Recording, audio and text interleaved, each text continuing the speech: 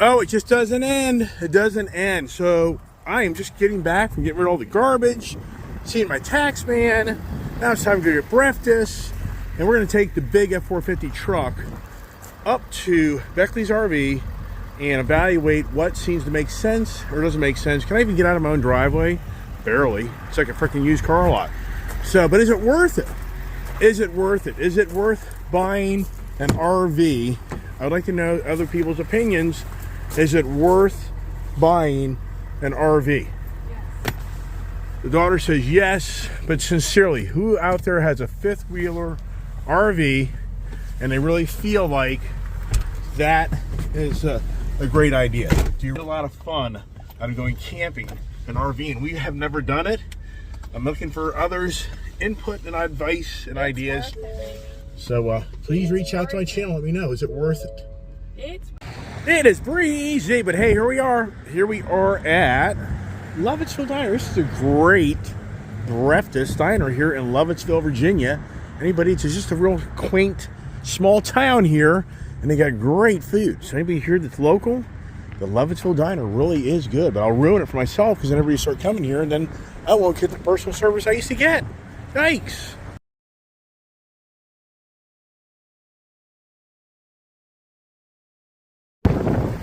And there he is on a really, really windy April day.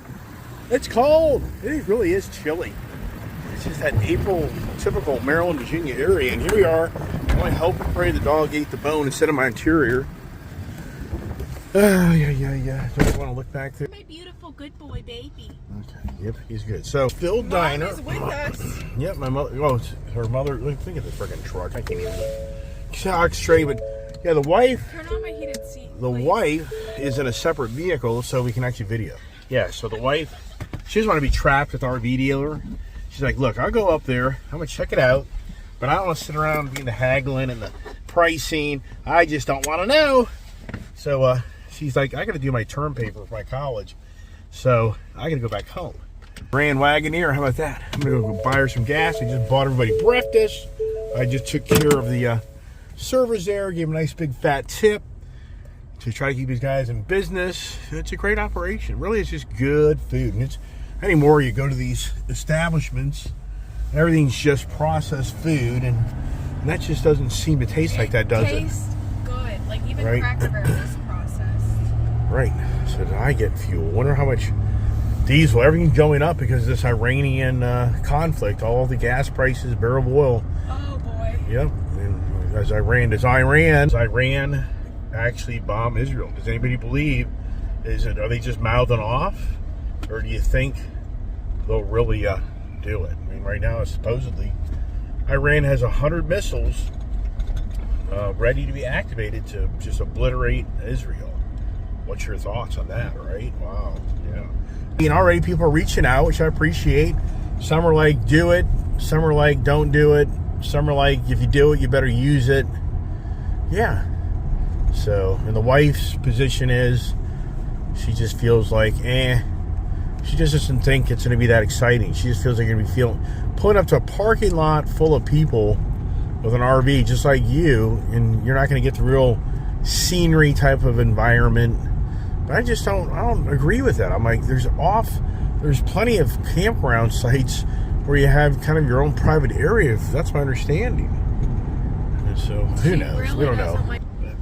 But at the same time, we haven't bought an RV yet. We're still debating what makes sense or doesn't as we continue to the RV adventures. The irony is, yesterday I came to closure with which RV camper I thought I would want, but my friend Chris has now made me step back. Fifth wheel setup. And and go a different direction. This truck sure does, but it's not that hard to. Because mine does. Oh, here we go. So the kid's adamant, hey, let's use my truck. I'm like, yeah, I'll pass on that. Plus, it's so the fifth wheel truck, this fifth wheel camper without any motorcycles in it is close to 16,000 pounds. Whoa. Yes, these fifth wheels are massive. I mean, put it on my property and back it up. My grass is so soft, it's going to sink. We're going to have like a... I mean, I don't know. So there's a fine line there of what makes sense in this. we're gonna have to bring in more gravel, and I'd have to prep an area to probably even hold this this fifth wheel. Yeah, so it's bigger, more heavy. So versus the bumper tow is 10,000 pounds. But I don't disagree. A bumper tow will have to have the sway bar controllers probably. It'll be probably not as stable, and the fifth wheel is going to be a better setup. And the used one just has so many more amenities. You'll see when we go up there. We'll do the walk around, and you'll see what we're talking about. We'll talk about these things as we drive into Maryland. Now we're coming out of Virginia over the Potomac River into Maryland. Nobody's in the water today. You can see how water is moving really quick down there. As we come into the good old Brunswick, Maryland, which was such a railroad town. There's a railroad. Such a blue collar. Yeah, look at all the coal. Yeah. Look at all that coal. But you know what? What's incredible is where is that coal going? I mean, the coal use is still massive in our country. But this is a really cool town, and so many years ago it was probably pretty inexpensive to live in. I would say today it's less money, but not extremely less. As we take out the Jeeper.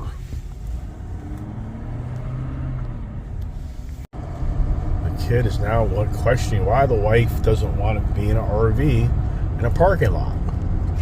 Then she says her friend sleeps in a van. And then she says that seems like fun. And if you don't shower for 5 days, who cares?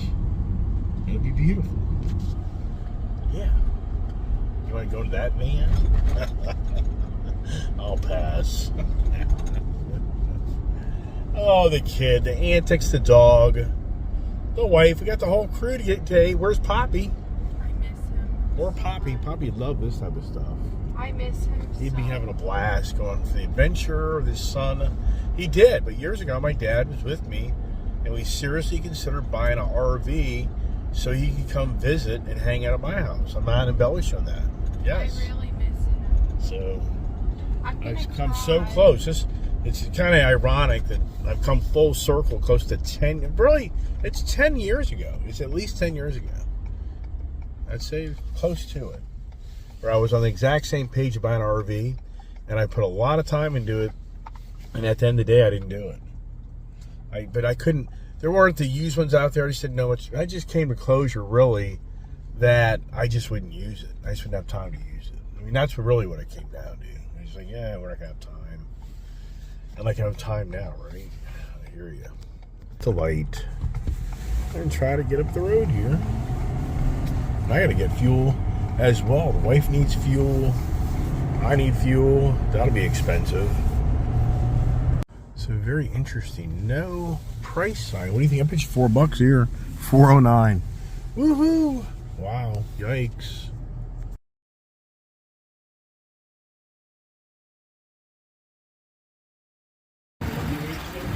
Oh, this is going to be expensive. So you've got like a 40+ gallon tank here. So this will be, they may cut me off at $100. They didn't. It'll be $150. $150 there. And then these cars here, they want you to run premium in this twin turbo inline 6, $4.50 a gallon.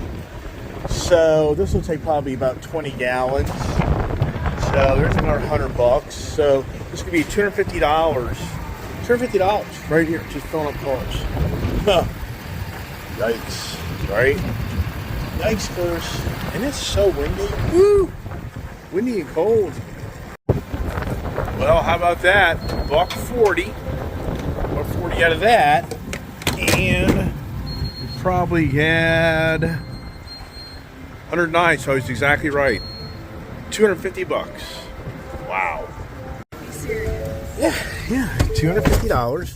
But I mean, the thing is, we haven't burned it up. But yeah, 513 miles to empty. But yeah, incredible. And that's the thing, that in this inflation challenge, what's not being talked about, this all the fuel prices going back up, that is going to continue to create the problem of the trucking industry and everything petroleum based to stay very expensive. So extremely challenging. And if we have this, if Iran really did go after Israel, you're going to have $100+ oil. You're going to be back to the $5 diesel, the $4+ gas. I mean, it's going to be crazy. All right, we're out in beautiful country, so probably about 30, 40 minutes away from Beckley's RV. And actually, my sales lady, Sherry, is in today. I know that her daughter was going to have surgery, and I guess that went successful. She already had surgery. Oh, okay, I can't hear. So anyways, the good news is she's there, and she's clueless as to how we probably are going to change direction, or what we think makes sense or doesn't. Turn down my heated seat a little. It's just too far. Well, you got a left hand. You're funny. The kid has a left hand. But look, it's too far. The girl that goes to hot yoga, you can't stretch. It just seemed easier for you, but I'm not. All right. So anyways, here we're in beautiful country, heading up the road now, and what makes sense, what doesn't make sense. More people are reaching out, and the most common thing I hear is, as long as you're going to use it, but if you're not going to use it, which I don't disagree. But the thing that I think about is, if I get the used one, I'm not as worried of taking a huge hit on it. So if it doesn't work out, can I sell it down the road? I mean, there's no doubt in my mind, you buy a $50,000 RV from an RV dealership, you probably gave the guy 35 to 40. I would say 40 at the highest. So if you buy this thing, can you sell it? Yeah, that's always a challenge. But the thing is, if you have an RV that's $40,000, I would think that would be easier to sell than the one that's $100,000. And as you know, if you go buy a brand new RV, there's no doubt it's going to take a 30% instant loss, because it's just economics of these guys staying in business. There's no way these guys are staying in business off of 5-10% margins on these RVs. I guarantee there's 20-30%. So like if I buy that new one leftover for 56 grand, the guys, but it was like 89, 69, whatever. But I'm sure a guy's into it for 50 grand. Let's just say 50 grand is what they're really into it. So you go to trade it back in, he's going to give you 40, 45 for it. That'd be my guess. Try selling your own, it'd probably be about 45, because a person finds a leftover. But if you don't find a leftover, you're back in that $60,000 plus range price. All right, a lot of slowpokes out here. So this is a road where people either go like 80, 90 miles an hour, or they go like 60 miles an hour. And that's what you have right there. And the wife back there is kind of just doing the 65.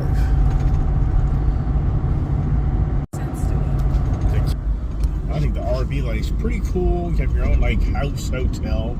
I don't disagree.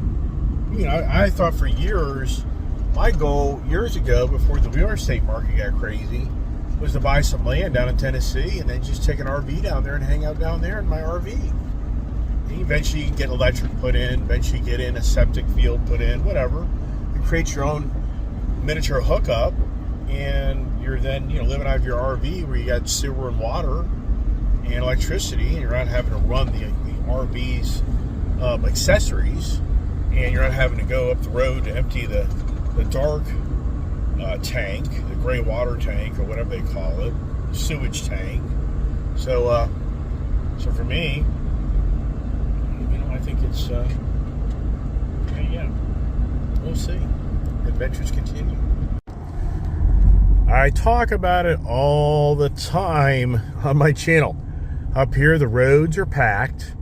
My RV sales lady is busy.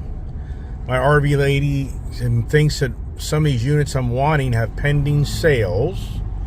It's just wow. But yet you have guys who are posting videos this morning that everybody's broke and nobody buys anything. Wow. Man, I gotta change my channel. Yeah, nobody has any money. Interesting. So here we are. Wife is and then my sales lady, beyond believable. I met her in 2012. So you're talking 12 years ago for me that I was on this pretty much same mission 12 years ago. But it wasn't a toy hauler. It was more, it was more of a full livable RV. Look at that view, everybody. Just a beautiful view here. We'll come right up on it. The kid wants to tell me something, so I'm going to turn it off. Oh, spring is in the air. And there's a boat. I just can't get over the boat. It must be boat storage. Spring's there. So here we come up on Beckley's RV. And just an incredibly successful operation. Look, there's even RVs back there. So look at the wind. Such a windy day. It's just not really the greatest of weather to be walking around. But it is what it is. But here you go. And it'll be interesting. How many people are they slammed? Yes. Do you think there's going to be just tons of people here lined up to buy RVs? And do we think that's going to be the ball game? And so all the used, well, I should say the toy haulers are over there. So here we go. And look, here we are. Here he is. Who has money? Yep. No, everybody's broke. No money, but people say it's the DC area. Baloney. Baloney. It's everywhere, everybody. The YouTuber guys have their scam. It's the scammer YouTubers like never seen. Look at this place. Look. I won't even have a parking spot. Yeah. These are all customers. These are not employees' cars. Look. People are even parked out here. Yeah. I mean, I truly am believing now these YouTubers that promote all this, everything's over on a daily basis. They're scammers. They're the biggest scammers in modern times. So we're going to park way down here just because of there's no parking. This is what we're talking about. Right. Well, these are, but these are the brand new ones, which this gets into 130,000. I guess you better say like 300K. Yeah, forget that. All right, this is classic. My dad just texted me, can you get a bigger one for the whole family? I'm not lying. My dad just texted me, can you maybe get a bigger fifth wheel for the whole family? Wow. And look, they're just, this place, it's beyond believable. It's beyond believable. Look, people are up here. So, all the doomer gloomers out there, you guys are a bunch of scammers, man. Scammer boys. Why do people watch that stuff? Look at my channel. Incredible success of people that have money, incredibly successful businesses. I mean, sincerely, why do you want to follow the people that fail in life? Look at this. Look at the crowd. I mean, is this like an amusement park? I mean, sincerely. I mean, this is classic.